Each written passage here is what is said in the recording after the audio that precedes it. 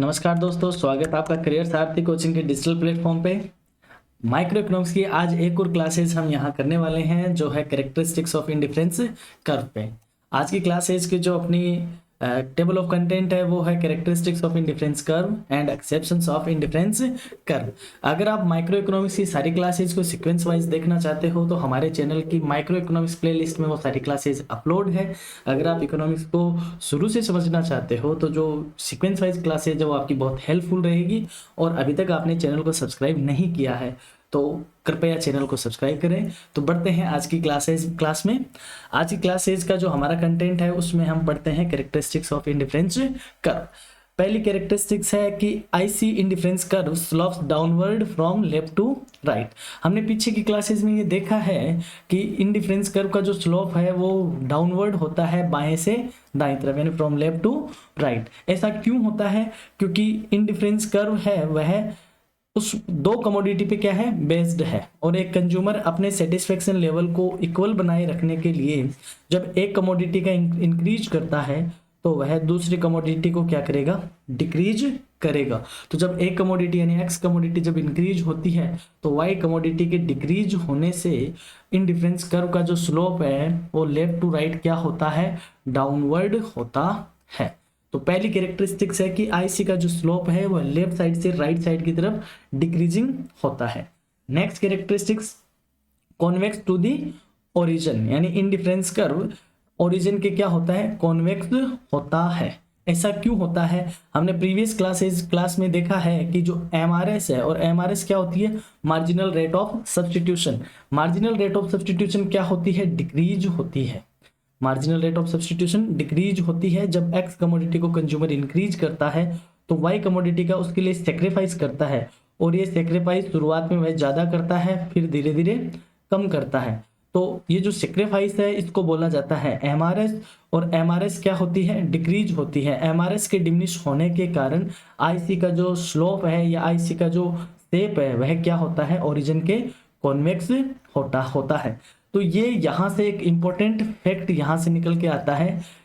कई जो competitive exam है वहाँ पे डायरेक्ट क्वेश्चन पूछा जाता है कि आईसी का जो स्लोप है वो है कॉन्वेक्स तो होता है, इसका क्या रीजन है। तो आपको जब कथन और निष्कर्ष के जो क्वेश्चन होते हैं, कथन और निष्कर्ष के जो क्वेश्चन होते हैं उनमें यह क्वेश्चन कई बार पूछा हुआ है कि आईसी के स्लोप जो कॉन्वेक्स होता है उसके पीछे क्या रीजन है। तो इसके पीछे का जो रीजन है, एमआरएस क्या होती है, डिक्रीज होती है। एमआरएस के डिक्रीज होने की वजह से आईसी का शेप है कॉन्वेक्स टू दी ओरिजिन होता है।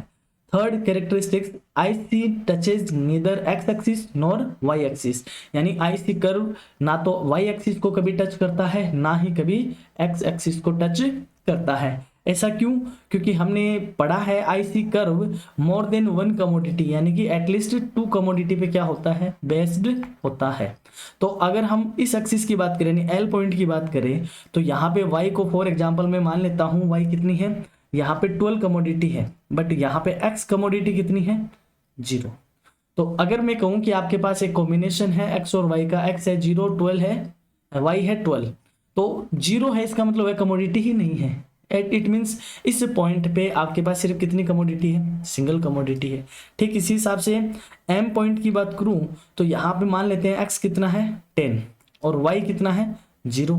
तो मैंने कहा एक्स आपके पास 10 है और वाई आपके पास 0 है, तो क्या ये दो कमोडिटी है? नहीं, ये यहाँ पे क्या है, सिंगल कमोडिटी है। तो जो हमारी अजम्पशन है या फिर हम ये कहें कि कंज्यूमर दो कमोडिटी के क्या बनाता है, कॉम्बिनेशन बनाता है, दो कमोडिटी के कॉम्बिनेशन बनाता है। तो जब अगर किसी एक्सिस को टच करेगा इंडिफरेंस कर्व तो वहां पे एक कमोडिटी क्या हो जाएगी, 0 हो जाएगी। 0 होने से उसके पास दो कमोडिटी नहीं रहेगी। तो ये कैरेक्टरिस्टिक्स है कि आईसी किसी भी एक्सिस को क्या नहीं करता, टच नहीं करता, क्योंकि जो कॉन्सेप्ट है वो मोर देन वन कमोडिटी का है। बढ़ते हैं नेक्स्ट कैरेक्टरिस्टिक्स की तरफ। An IC never intersect each other, ये सबसे इंपॉर्टेंट कैरेक्टरिस्टिक्स आईसी की निकल के आती है कि आईसी किसी भी एक दूसरे को क्या नहीं कर सकते, इंटरसेक्ट नहीं कर सकते, एक दूसरे को टच नहीं कर सकते। इसको एक्सप्लेन करते हैं। यानी हमने जो आईसी की एजम्पशन पढ़ी थी कि transitivity and consistency in selection, एक कंज्यूमर का जो व्यवहार है वह ट्रांजिटिव होगा और कंसिस्टेंट होगा टू दी सिलेक्शन कैसे? अपन बात करते हैं सी पॉइंट की, यानी हमने पीछे क्लास में देखा है कि एक आईसी पे जितने भी जो कॉम्बिनेशन होते हैं वह एक कंज्यूमर को इक्वल लेवल सेटिस्फेक्शन प्रोवाइड करवाते हैं। अपने पास दो आईसी कर्व है, एक आईसी 1 है और एक आईसी 2 है। आईसी 1 पे मैंने कहा कॉम्बिनेशन एक तो सी है और एक कॉम्बिनेशन कौन सा है? बी।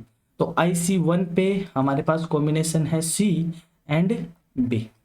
बात करते हैं आईसी 2 की। आईसी 2 पे हमारे पास एक तो कॉम्बिनेशन हो गया सी और एक कॉम्बिनेशन हो गया ए, सी और ए। मैं बी और ए के सामने कंपैरिजन करता हूं, बी से बड़ा कौन है? ए। बी से बड़ा कौन है? ए। यानी कि ए में ज्यादा कमोडिटी है और बी में कमोडिटी कम है। दैट मीन्स ए से सेटिस्फेक्शन का लेवल क्या है? ज्यादा है। अब मैं कंपैरिजन करूं, क्योंकि सी और ए आपस में क्या है? इक्वल है, और सी और बी भी आपस में क्या है? इक्वल। अगर C is equal to A है, C is equal to B है, that means A is equal to क्या होना चाहिए? बी होना चाहिए। जबकि ए और बी में क्या रिलेशन है? ए ज़्यादा सेटिस्फेक्शन देता है और बी कम सेटिस्फेक्शन देता है।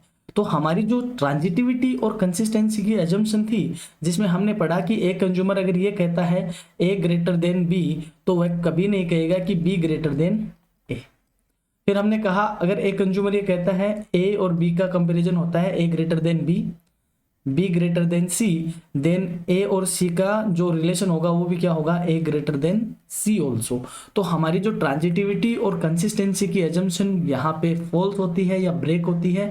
दैट्स वाई एक आईसी या दो आईसी आपस में ना तो टच करेंगे ना ही इंटरसेक्ट करेंगे। तो इसके लिए जो एजम्पशन है वो transitivity and consistency in selection. तो इस इंपॉर्टेंट को, इस कैरेक्टरिस्टिक्स को ज़्यादा आपको ध्यान में रखना है। ये आईसी की, यानी कि एक आईसी की स्लोप कॉन्वेक्स क्यों होता है? वो एमआरएस के डिक्रीज होने की वजह से होता है। एंड सेकंड, एक आईसी, दो आईसी आपस में इंटरसेक्ट क्यों नहीं करते या टच क्यों नहीं करते?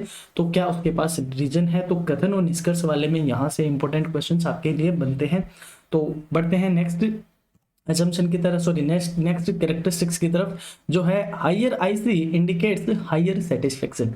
यानी कि जो राइट साइड के आईसी है वो लेफ्ट साइड के आईसी से सेटिस्फेक्शन क्या देते हैं? ज़्यादा सेटिस्फेक्शन को शो करते हैं।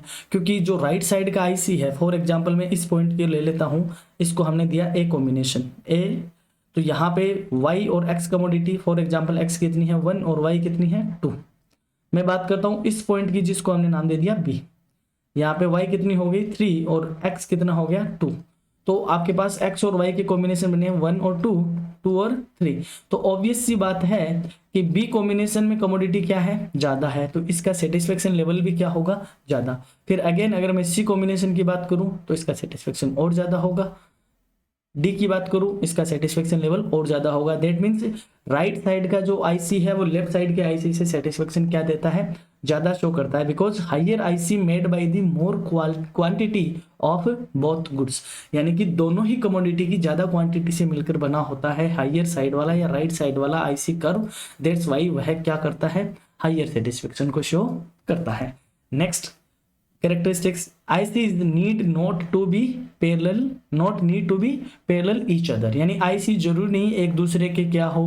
पैरेलल ही हो, एक दूसरे के ऐसे डिजाइन में ही बने हो, जरूरी नहीं है। IC कहीं से भी स्टार्ट हो सकता है, कैसा भी शेप हो सकता है, शेप मतलब कॉन्वेक्स होगा, लेकिन एक दूसरे के पैरेलल हो ये जरूरी नहीं है। जरूरी सिर्फ इतना है कि वो एक दूसरे को इंटरसेक्ट ना करें और एक दूसरे को टच ना करे। उसके अलावा वह कॉन्वेक्स बना रहे और वह किसी भी शेप में, किसी भी तरीके से वह एक दूसरे के पैरेलल हुए बिना हो सकते हैं, बिकॉज ये कंपलसरी नहीं है। करते हैं रिकेप पूरी कैरेक्टरिस्टिक्स को। हमने पहले कैरेक्टरिस्टिक्स देखी, आईसी का स्लोप क्या होता है? डाउनवर्ड होता है, फ्रॉम लेफ्ट टू राइट। ऐसा क्यों होता है? क्योंकि एक कमोडिटी को जब इंक्रीज करता है तो दूसरी कमोडिटी को क्या करना होता है? डिक्रीज होता है। Second, convex to the origin. Convex to the origin क्यों होता है? क्योंकि हमने कहा एमआरएस क्या होती है? डिक्रीज होती है। फिर IC touches neither X axis nor Y axis. IC किसी भी एक्सिस को क्या नहीं कर सकता? टच नहीं कर सकता। क्यों? क्योंकि दो कमोडिटी एटलीस्ट तो होनी चाहिए कंज्यूमर को एक कॉम्बिनेशन में। And IC never intersect each other, and IC never intersect each other. कोई भी दो आईसी है वो एक दूसरे को नहीं काट सकते। और higher IC indicates higher satisfaction, जो हायर लेवल का आईसी है यानी राइट साइड का आईसी वो लेफ्ट साइड से ज़्यादा सेटिस्फेक्शन को शो करता है, क्योंकि higher IC higher quantity of both commodity से बना होता है। और 6 जो हमने कैरेक्टरिस्टिक देखी कि 2 आईसी एक दूसरे के पैरेलल हो ऐसा जरूरी नहीं है। तो ये सारी क्या थी आईसी की कैरेक्टरिस्टिक्स हैं। फिर बात करते हैं एक्सेप्शंस ऑफ आईसी। एक्सेप्शन का मतलब आईसी की जो शेप होती है, हमने पढ़ा आईसी की शेप क्या होती है, convex to the origin, convex to the origin. ये रहा आईसी और ये रही एमआरएस जो कि शुरुआत में ज़्यादा होती है फिर बाद में धीरे धीरे कम हो जाती है। दैट्स वाई इसकी शेप क्या होती है, कॉन्वेक्स टू दी ओरिजिन। अगर कोई आईसी कॉन्वेक्स है ओरिजिन के, दैट मीन्स वह क्या है, इंडिफरेंस कर्व का एक जनरल शेप है। अगर इसके अलावा आईसी किसी और शेप का होता है, फॉर एग्जाम्पल इस तरीके का हो, राइट एंगल हो या स्ट्रेट लाइन हो, तो ये आईसी के क्या होंगे, एक्सेप्शन बोले जाएंगे, अपवाद बोले जाएंगे। और ऐसा होता भी है तो वो कौन सी 2 सिचुएशन है जिसमें 90 डिग्री आईसी बनता है और स्ट्रेट लाइन आईसी बनता है। अपवाद number 1, straight line of IC, यानी आईसी एक स्ट्रेट लाइन में कब होता है, जब हमारी एमआरएस क्या हो, इक्वल हो, यानी शुरुआत में एक, यहाँ भी एक हो, आगे भी एक हो, यानी एमआरएस ना तो डिक्रीज हो ना एमआरएस इंक्रीज हो, तब जो इंडिफरेंस कर्व है उसकी शेप कैसी होगी, स्ट्रेट लाइन होगी। ये किस केस में होता है, जब कमोडिटी क्या हो, परफेक्ट सब्स्टिट्यूशन में हो।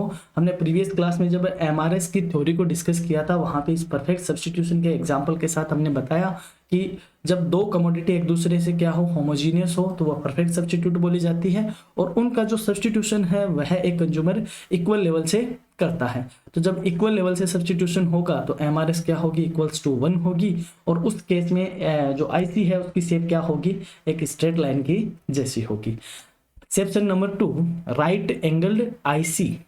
ये क्वेश्चन कई बार डायरेक्ट एग्जाम में नहीं पूछ के, ये मोस्ट ऑफ द इंटरव्यू जो होते हैं असिस्टेंट प्रोफेसर के, वहाँ पे इस क्वेश्चन को कई बार अराइज किया जाता है इकोनॉमिक्स में या ईएएफएम के इंटरव्यूज में कि राइट एंगल्ड आईसी कब बनता है। तो जब 2 कमोडिटी एक दूसरे के क्या हो, परफेक्ट कॉम्प्लीमेंट्री हो, परफेक्ट क्या हो, कॉम्प्लीमेंट्री हो। फॉर एग्जाम्पल आपके पास एक राइट लेग का शू है और एक आपके पास लेफ्ट एक लेग का शू है, यानी कि आपके पास 2 जूते हैं। जूता अगर पैर में नहीं है, एक बाएं पैर का है और एक दाएं पैर का है, तो जब तक दोनों जूते आपके पास नहीं होंगे तब तक आप उनको यूज नहीं कर पाओगे। अगर आपके पास एक जोड़ी पूरा है, एक पैर पूरा है और उसके बाद सिर्फ एक राइट साइड पैर का ही आपके पास क्या है, एक जूता है, तो क्या जो एक सिंगल जूता है विदाउट पेयर वाला, क्या आप उसको यूज कर सकते हो, वह तभी यूज आएगा जब उसका लेफ्ट साइड का भी क्या होगा, आपके पास होगा। तो एक्स्ट्रा कमोडिटी होने के बावजूद भी आप उसको यूटिलाइज नहीं कर रहे या वहां से आपको क्या नहीं मिल रही, सेटिस्फेक्शन नहीं मिल रही, तो इस केस में क्या होगा, जैसे हमने ए पॉइंट पे बात किया कि आपके पास ये राइट साइड का शूज है और इधर लेफ्ट साइड का है, तो एक क्वांटिटी इसकी है, एक क्वांटिटी इसकी है, मतलब आपके पास पूरा पेयर है तो यूज कर रहे हो। फिर आपके पास फॉर एग्जांपल जो इसी को मैं आगे बढ़ा दूं, यहां से आपके पास राइट साइड के कितने शूज हो गए, 2 जूते हो गए, बट लेफ्ट साइड का अभी तक कितना है, एक ही है। फिर भी आप उसी आईसी पे बने रहोगे। आपका राइट साइड का जो एक्स्ट्रा जूता है वह तब तक काम नहीं आएगा जब तक आपके पास उसका क्या नहीं आ जाए, लेफ्ट साइड का एक पीस और नहीं आ जाए। इस केस में आपके पास जो आईसी बनेगा वह कैसा बनेगा, 90 डिग्री का बनेगा। तो परफेक्ट कॉम्प्लीमेंट्री में एमआरएस 0 होती है और जो आईसी है वह राइट एंगल्ड होता है, 90 डिग्री होता है। और परफेक्ट सब्स्टिट्यूशन में एमआरएस क्या होती है, इक्वल्स टू 1 होती है, उसकी डिक्रीजिंग रेट इक्वल होती है। तो ये एक्सेप्शन है आइए इंडिफरेंस कर्व के, तो ये बहुत ही इंपॉर्टेंट एक्सेप्शन है जो कई बार डायरेक्ट क्वेश्चन एग्जाम में पूछे जाते हैं और इंटरव्यू में तो ये मोस्ट ऑफ दी चांसेस रहते हैं कि यहाँ से पूछे ही जाते हैं।